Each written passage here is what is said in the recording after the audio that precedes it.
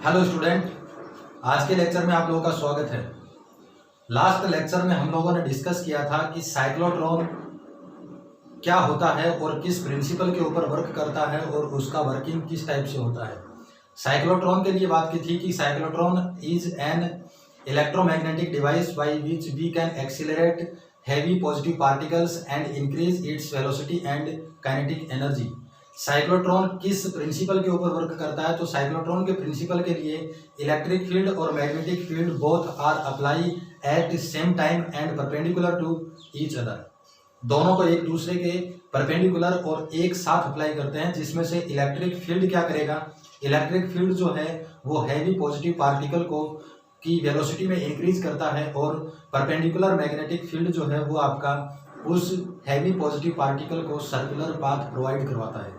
जहां से कैलकुलेशन किया था कि सर्कुलर पाथ का रेडियस, उस सर्कुलर पाथ में पॉजिटिव पार्टिकल का वेलोसिटी, हाफ साइकिल के अंदर time period, total time period, frequency, angular frequency, kinetic energy और total number of turns in cyclotron, इतनी बात अपन ने लास्ट लेक्चर में कैलकुलेट की थी। इसके बाद में आज के लेक्चर में हम लोग डिस्कस करेंगे about bio Savart law. Biot Savart law के बारे में आज के लेक्चर में डिस्कस करना है। बायो सावर्ट लॉ से क्या करना है अपन को कि कोई भी आपका करंट कैरिंग कंडक्टर है, उस करंट कैरिंग कंडक्टर के किसी एंगल के ऊपर कोई पॉइंट P अगर हो तो उस पॉइंट पर मैग्नेटिक फील्ड का इंटेंसिटी फाइंड करना है। यहाँ से मान के चल रहे हैं अपन कि एक आपका करंट कैरिंग कंडक्टर, ये है आपका करंट कैरिंग कंडक्टर। इस करंट कैरिंग कंडक्टर के अंदर कैपिटल I करंट फ्लो हो रहा है। करंट कैरिंग कंडक्टर में कैपिटल I करंट फ्लो हो रहा है। मान के चल रहे हैं कि इस करंट कैरिंग कंडक्टर का एक छोटा सा एलिमेंट जो है, इसका लेंथ कितना है आपका dl। एलिमेंट का लेंथ कितना है dl। इस एलिमेंट से स्मॉल r डिस्टेंस के ऊपर, स्मॉल r डिस्टेंस पर और थीटा डिग्री एंगल पर, एलिमेंट से स्मॉल r डिस्टेंस और थीटा डिग्री एंगल के ऊपर एक पॉइंट P है। इस पॉइंट P पर करंट कैरिंग कंडक्टर के कारण मैग्नेटिक फील्ड का वैल्यू आपको फाइंड करना है। तो सबसे पहले बोलेंगे कि इस टोटल करंट कैरिंग कंडक्टर के बजाय इस एलिमेंट के कारण पॉइंट P पर मैग्नेटिक फील्ड कितना होगा। फिर बाद में दोनों साइड इंटीग्रेशन करके टोटल इस होल कंडक्टर के कारण पॉइंट P पर मैग्नेटिक फील्ड फाइंड कर सकते हैं। तो according to Biot Savart law, Biot Savart के अकॉर्डिंग इस एलिमेंट के कारण पॉइंट P पर मैग्नेटिक फील्ड कुछ बातों पर डिपेंड करता है। जैसे फर्स्ट पॉइंट है आपका, एलिमेंट के कारण पॉइंट P पर मैग्नेटिक फील्ड इस करंट कैरिंग कंडक्टर में फ्लो करंट के डायरेक्टली प्रोपोर्शनल होता है। दूसरे पॉइंट की बात करेंगे कि इस एलिमेंट के कारण पॉइंट P पर मैग्नेटिक फील्ड का वैल्यू एलिमेंट की लेंथ के डायरेक्टली प्रोपोर्शनल होता है।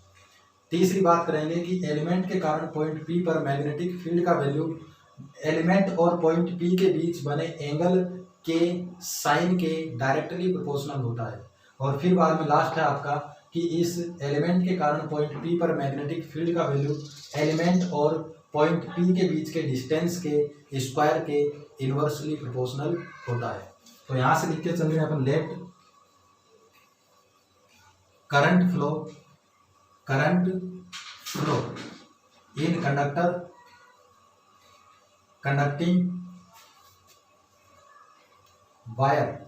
कंडक्टिंग वायर जो है, इसके अंदर करंट कितना फ्लो हो रहा है आपका, कैपिटल I। फिर इसके बाद में लेट लेंथ ऑफ एलिमेंट का लेंथ मान के चल रहे हैं कितना है dl। और फिर बाद में बोल रहे हैं अपन let a point P placed at angle theta and small r distance from element. यहां पे लिखेंगे फाइंड या फिर at which we find magnetic field intensity, जिसके ऊपर अपन को मैग्नेटिक फील्ड का इंटेंसिटी फाइंड करना है। तो according to Biot Savart law, according to Biot Savart law, magnetic field at point P due to element depends on following points. निम्न बातों के ऊपर डिपेंड करता है। फर्स्ट पॉइंट में लिख रहे हैं अपन magnetic field due to element, और एलिमेंट के कारण कितना लिखेंगे, dB। एलिमेंट अगर है तो उसके कारण dB, due to element at point P is directly proportional to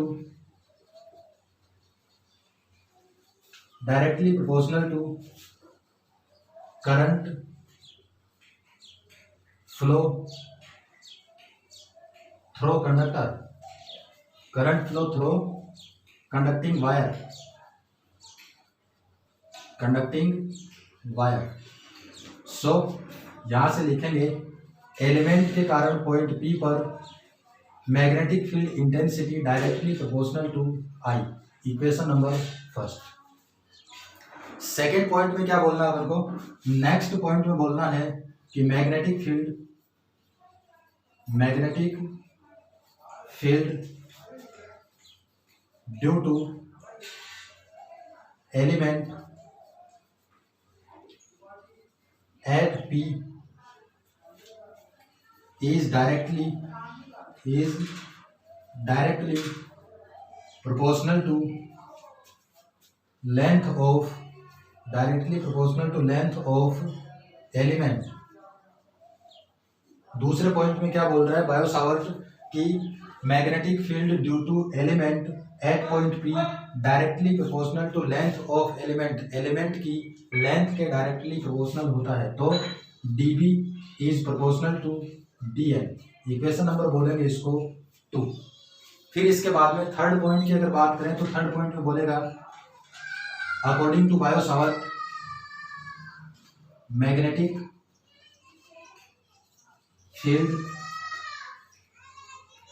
due to element at P is directly proportional to sine of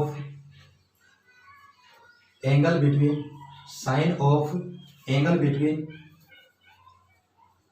element and point P। Element और पॉइंट P के बीच जो आपका angle है उस एंगल के sign के directly proportional होता है। तो यहां से लिखेंगे so dB is proportional to sine theta. Equation number 3। First equation है आपका dB is proportional to I, second equation आपका dB is proportional to DL, और थर्ड इक्वेशन है आपका dB is proportional to sine theta. dB is proportional to sine theta. फिर इसके बाद में एक और पॉइंट बच गया आपका कि बायो-सावर्ट के अकॉर्डिंग एलिमेंट के कारण पॉइंट P पर मैग्नेटिक फील्ड का इंटेंसिटी किस बात के ऊपर डिपेंड करेगा। तो लास्ट पॉइंट बोल रहे हैं अपन magnetic field due to element at P inversely proportional to square of distance between element and point P। इस कंडीशन में बोल रहा है आपको कि magnetic field due to element at point P inversely proportional to square of distance between element and point P. इसका मतलब कि एलिमेंट के कारण मैग्नेटिक फील्ड का इंटेंसिटी इनवर्सली प्रोपोर्शनल होता है एलिमेंट और पॉइंट पी के बीच के डिस्टेंस के स्क्वायर के। इसको बोलेंगे इक्वेशन नंबर 4। इन चार बातों के ऊपर एलिमेंट के कारण मैग्नेटिक फील्ड का इंटेंसिटी डिपेंड करता है according to Biot Savart. First point में बोल रहे हैं कि magnetic field due to element at point P is directly proportional to current flow in conductor dB is proportional to I. Second में बोल रहे हैं अपन कि एलिमेंट के कारण मैग्नेटिक फील्ड का इंटेंसिटी एलिमेंट की लेंथ के डायरेक्टली प्रोपोर्शनल होता है। और थर्ड पॉइंट में जो आपका एलिमेंट के कारण मैग्नेटिक फील्ड का इंटेंसिटी है वो डायरेक्टली प्रोपोर्शनल होता है angle between element and point P dB is proportional to sine theta.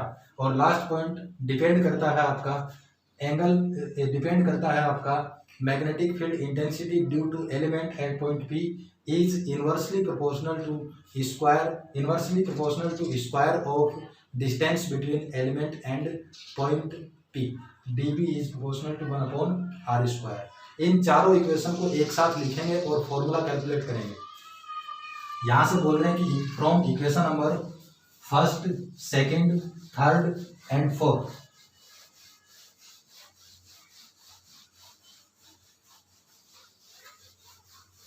यहाँ से बोलना अपन को from equation first, second, third and fourth dB is proportional to था आपका कैपिटल आई, प्रोपोर्शनल टू था आपका डीएल, प्रोपोर्शनल टू था आपका साइन थीटा और इनवर्सली प्रोपोर्शनल टू था आपका r²। DB is directly proportional to I, dB is directly proportional to dl, dB is directly proportional to sine theta और dB is inversely proportional to square of distance between element and point. यहाँ से इस proportional का sign हटाएंगे तो एक आएगा equal और एक आएगा आपका कांस्टेंट वैल्यू। तो ये हो गया आपका dB is equal to constant value है μ0/4 बाकी बच गया I into DL sine theta upon r²। यहाँ से इस μ0/4 को क्या बोलेंगे, जहाँ पर μ0/4 ये आपका फॉर्मूला मिला है एलिमेंट के कारण पॉइंट P पर मैग्नेटिक फील्ड का इंटेंसिटी, जहां पर μ0/4 क्या है आपका कांस्टेंट, μ0/4 क्या है कांस्टेंट और इसका वैल्यू कितना होता है, μ0/4 का वैल्यू होता है आपका 10⁻⁻7 वेबर अपॉन में एम्पियर और इनटू में मीटर, या फिर इसी को बोलेंगे हेनरी पर मीटर, या फिर इसी को क्या बोलना है हेनरी पर मीटर। यहाँ से μ0 की अगर बात करें तो μ0 कितना आएगा, μ0 आएगा आपका 4 इंटू में 10⁻⁻7 हेनरी पर मीटर। μ0 कितना आ गया आपका 4 इंटू 10⁻⁻7 हेनरी पर मीटर। यहाँ पर अगर बात करें कि μ0 क्या है तो μ0 है आपका permittivity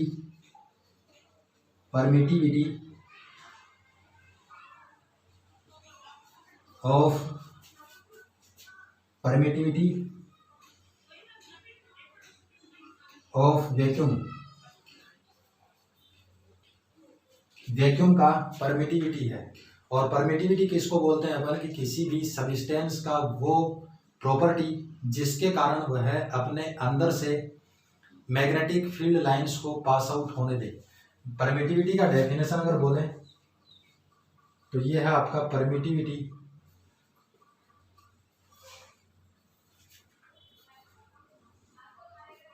the property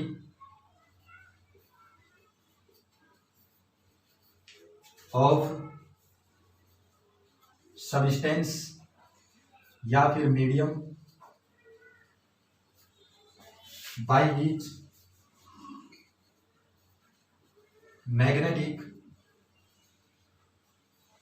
field lines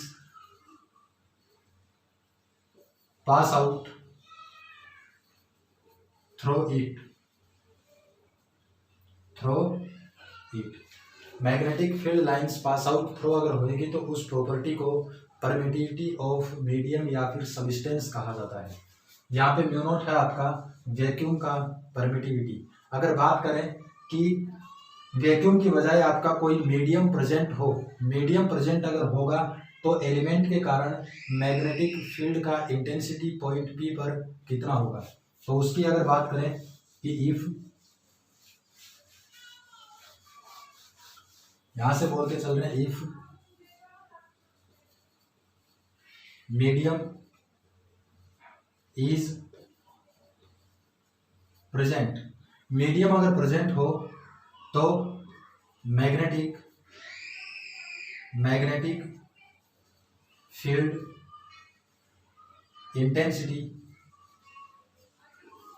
कितना आएगा, dB is equal to mu naught के साथ लिखना आपको म्यू आर अपॉन में कितना 4 पाई आई का आई dl का dl साइन थीटा का साइन थीटा और अपॉन में आर स्क्वायर का आर स्क्वायर। केवल इस म्यू नॉट के साथ म्यू आर और पुट करना है। यहाँ पर म्यू नॉट और इंटू में म्यू आर लिखें तो इसको लिख सकते हैं अपन dB is equal to total mu upon में कितना आएगा 4 पाई इंटू में I dl sine theta upon are square. जहाँ पर म्यू क्या है आपका, जहाँ पर अगर बात करें कि वेयर म्यू जो है वो आपका multiply of mu naught and mu r. यहाँ से म्यू को क्या बोलेंगे, म्यू को बोलेंगे permittivity of medium. Mu naught क्या है आपका परमिटिविटी ऑफ वैक्यूम, और म्यू आर को अगर लिखेंगे तो म्यू आर है आपका रिलेटिव परमिटिविटी।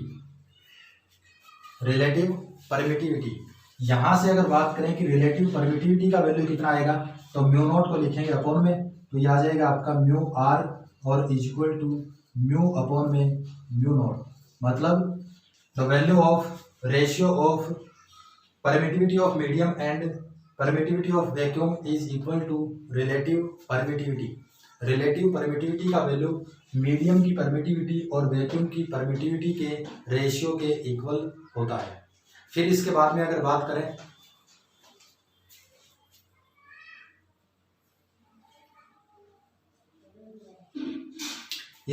हम लोग अगर बात करें कि एलिमेंट के कारण मैग्नेटिक फील्ड आया था आपका dB is equal to mu naught upon 4 pi I dl sine theta upon are square.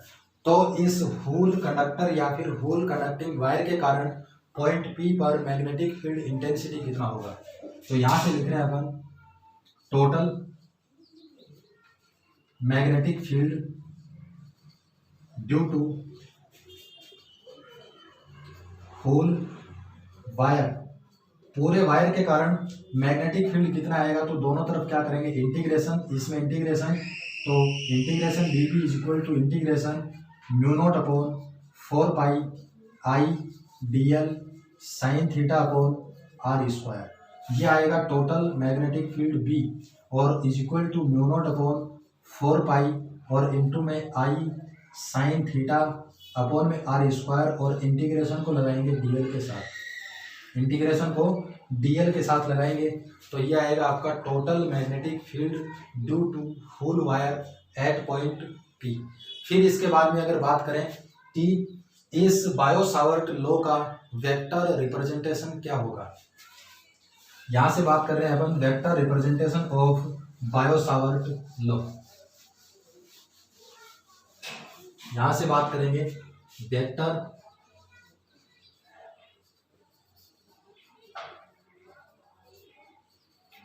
Representation of Biot Savart law. Vector form में अगर लिखना है तो यहां से लिखेंगे we know that dB is equal to था आपका mu naught I dl sine theta upon are square, mu naught upon 4 pi I dl sine theta upon are square, ये अपन को पता है फॉर्मूला। अगर वेक्टर फॉर्म में लिखना है इसको, वेक्टर फॉर्म में, तो इसको लिखेंगे dB vector is equal to mu naught upon 4 pi I dl sine theta upon में आर स्क्वायर, और जिस डायरेक्शन के अंदर पॉइंट पी है या फिर जिस डायरेक्शन में आपका मैग्नेटिक फील्ड अप्लाई हो रहा है उस डायरेक्शन में यूनिट वेक्टर लिखेंगे आर कैप। यूनिट वेक्टर कितना लिखेंगे? R cap.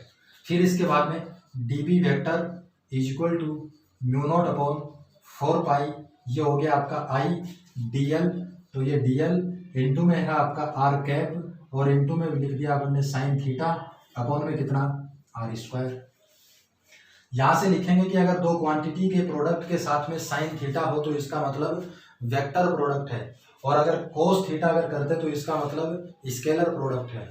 वेक्टर प्रोडक्ट के अंदर दोनों क्वांटिटी के बीच में क्रॉस का साइन आता है, तो यहाँ से लिखेंगे dB vector is equal to mu naught upon 4 pi I into में ये हो जाएगा d l vector cross R cap upon में आर स्क्वायर।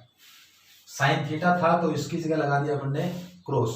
फिर इसके बाद में बोल के चल रहे हैं अपन कि the value of unit vector is equal to ratio of vector upon में magnitude of vector. R cap का वैल्यू वेक्टर और वेक्टर के मैग्नीट्यूड के रेशियो के इक्वल होता है। तो ये आर कैप का वैल्यू पुट करेंगे यहाँ पर, कितना आएगा? यह आएगा आपका dB vector is equal to mu naught upon में 4 पाई और ये हो गया आई इंटू में d l vector cross r vector और अपॉन में आ गया इसके ये स्मॉल आर स्क्वायर पहले से है तो ये हो गया आपका आर स्क्वायर। फिर बाद में टोटल अगर कैलकुलेट करेंगे तो dB vector is equal to mu naught upon 4 pi I into में d l vector cross r vector upon में आर स्क्वायर और आर कितना हो गया आपका आर क्यूब। ये आएगा इसका वेक्टर रिप्रेजेंटेशन या फिर vector form of Biot Savart law. इसके बाद में एक टॉपिक और करते हैं अपन कि अगर स्पेशल कंडीशन की बात करें, स्पेशल कंडीशन का मतलब कि इफ थीटा का वैल्यू 0 डिग्री हो तो मैग्नेटिक फील्ड इंटेंसिटी कितना होगा, और थीटा का वैल्यू 90 डिग्री हो तो मैग्नेटिक फील्ड इंटेंसिटी का वैल्यू कितना आएगा। यहां से बोल के चल रहे हैं अपन special conditions.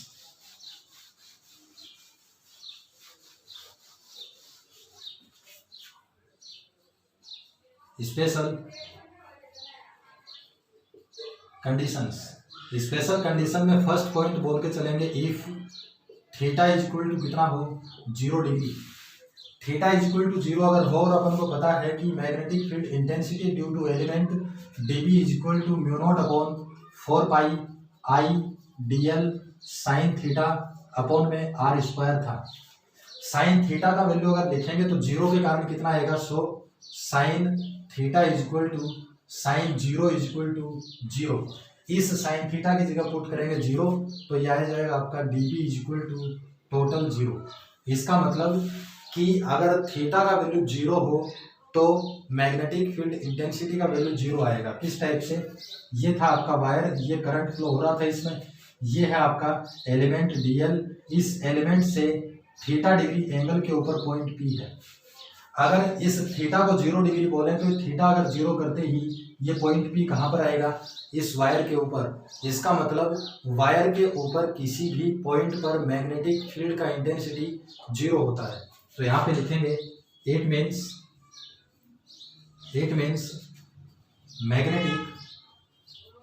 Magnetic field is 0 at point P placed at wire के ऊपर अगर प्लेस्ड पॉइंट होगा तो वायर के ऊपर मैग्नेटिक फील्ड का इंटेंसिटी 0 होता है। दूसरी कंडीशन की अगर बात करें तो सेकंड कंडीशन में कि if theta is equal to कितना हुआ आपका 90 डिग्री, तो sine theta is equal to sine 90 is equal to 1। यहाँ पर पुट करेंगे 1 तो ये आएगा आपका dB is equal to mu naught upon 4 pi I d l upon में आर स्क्वायर मैक्सिमम आएगा। इसका मतलब कि अगर इस वायर के परपेंडिकुलर 90 डिग्री के ऊपर अगर पॉइंट प्लेस्ड हो तो उस पॉइंट के ऊपर मैग्नेटिक फील्ड का इंटेंसिटी मैक्सिमम होता है। तो यहाँ पे लिखेंगे it means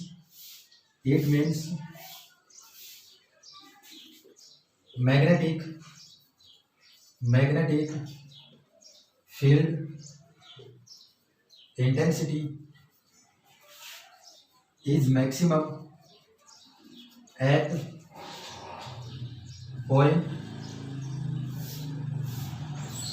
which placed perpendicular to the wire। Wire के परपेंडिकुलर अगर कोई पॉइंट हो तो उस पॉइंट के ऊपर मैग्नेटिक फील्ड का इंटेंसिटी मैक्सिमम होता है। आज के लिए बस इतना ही। Thank you.